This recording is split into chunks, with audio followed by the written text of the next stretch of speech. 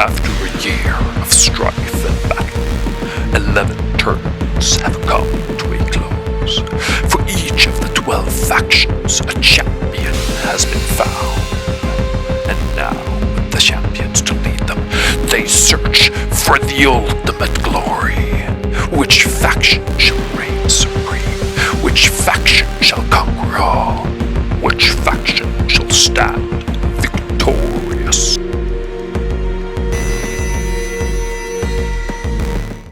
Hey guys, Cruz here, and welcome to this video where we're going to have a look at the Saville 2025 Faction Showdown Tournament.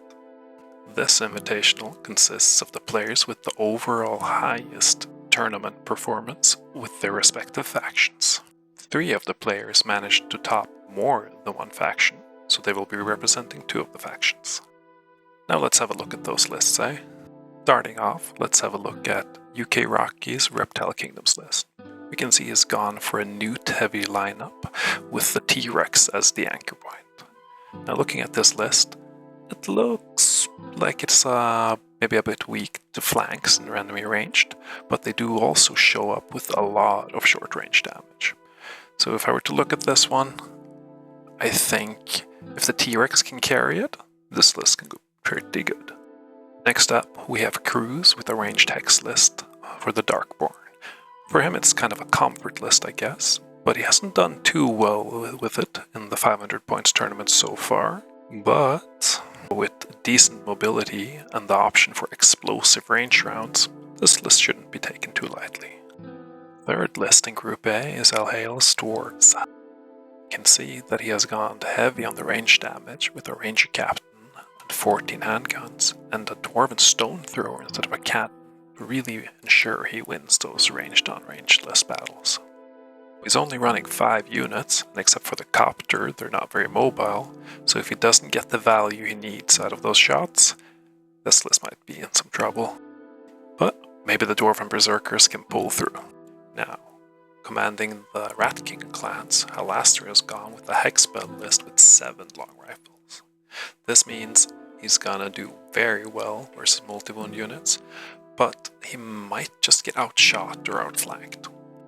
Leading the Goatman Raiders, Kenshi has opted to go for a full-on ranged list.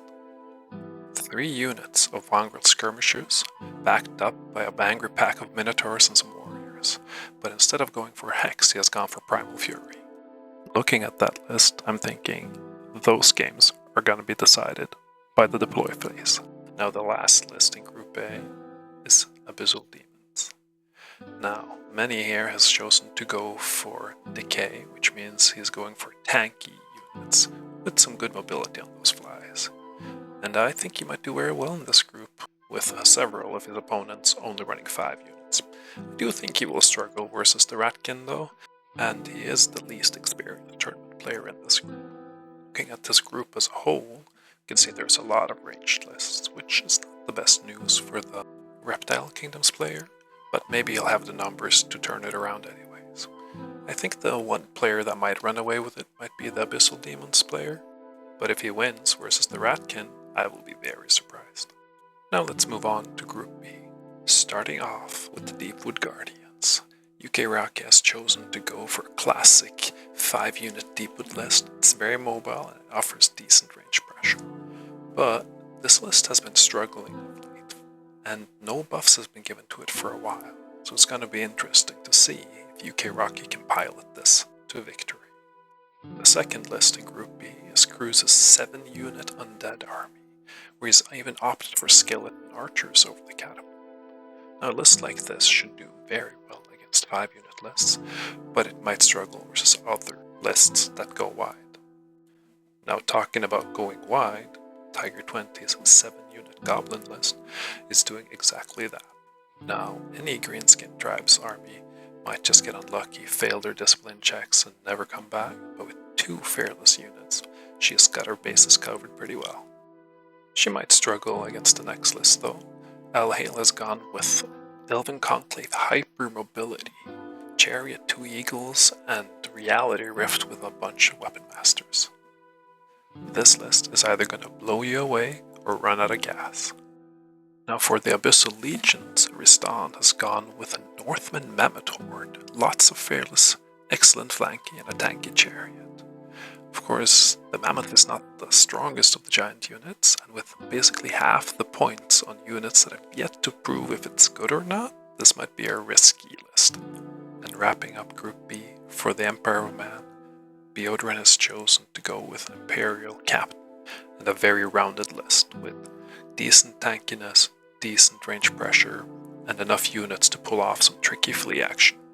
Now overall, Group B is a very tough group to judge. The more mobile list might steal the win, but the two Horde lists could cause problems for them. And when the Northmen list with that much fearless, it's hard to tell. But I would still say the list to watch out for: Rift Mage, 7-unit Goblin, and 7-unit Undead. Alright guys, hope you enjoyed this overview and that you're as hyped as I am to see how these games pan out. I'm going to try to cast as many of them as I can, so stay tuned and hopefully there will be a lot more videos coming soon.